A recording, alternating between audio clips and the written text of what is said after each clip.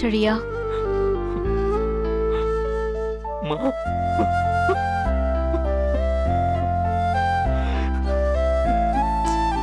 அழாத, சும்மா இரு சரியா?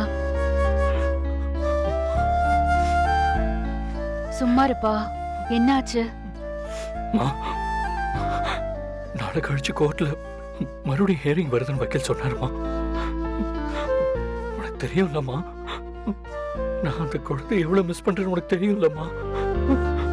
நான் ஜெனியை எவ்வளவு மிஸ் பண்றேன்னு புரியுதுலம்மா உனக்கு. எனக்கு தெரியலம்மா, எனக்கு அவங்க 2 பேரும் என்னை விட்டு அப்படியே பிரிஞ்சு போயிடுவாங்கன்னு பயமா இருக்குமா. 24 hours நான் அவங்கள பத்தி மட்டும் நம்ம யோசிச்சுட்டு இருக்கேன். என்னால சாப்பிட முடியல, தூங்க முடியல. நானும் என்ன எவ்வளவு கன்சோல் பண்ண ட்ரை பண்ணாலும் என்னால முடியலம்மா. பொண்ணு சொல்றேம்மா, அவளுக்கு எனக்கு நடுவில் எதுவும் இல்லைன்னு ஆயிடுச்சுன்னா அப்புறம் சத்தியமா என்னால தாங்க முடியாதுமா. டேய் சரியா? என்ன சரியா? அழாத, கொஞ்சம் சும்மா இரு. என்னால அவங்கள இழந்துட்டு இருக்க முடியாதுமா.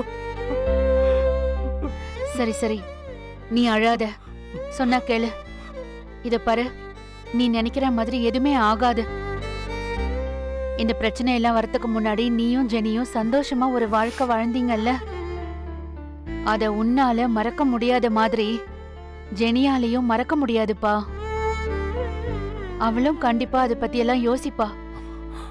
யோசிச்சு ஒரு நல்ல முடிவு எடுப்பா. இல்லம்மா, இங்க நடக்கிறதெல்லாம் பார்த்து அப்படி தோணலம்மா. அவளுக்கு என் கூட வாழ விருப்பம் இல்லாத மாதிரிதான் தோணுது. நடந்தது பெரிய விஷயம் சரியா? நம்பிக்கை சம்பந்தப்பட்ட விஷயம். ஜெனி ரொம்ப ரொம்ப ஆழமா காயப்பட்டிருக்கா. அந்த காயம் ஆறுறதுக்கு கண்டிப்பா நாள் ஆகும். அது வரைக்கும் நீ பொறுமையா தான் இருக்கணும்.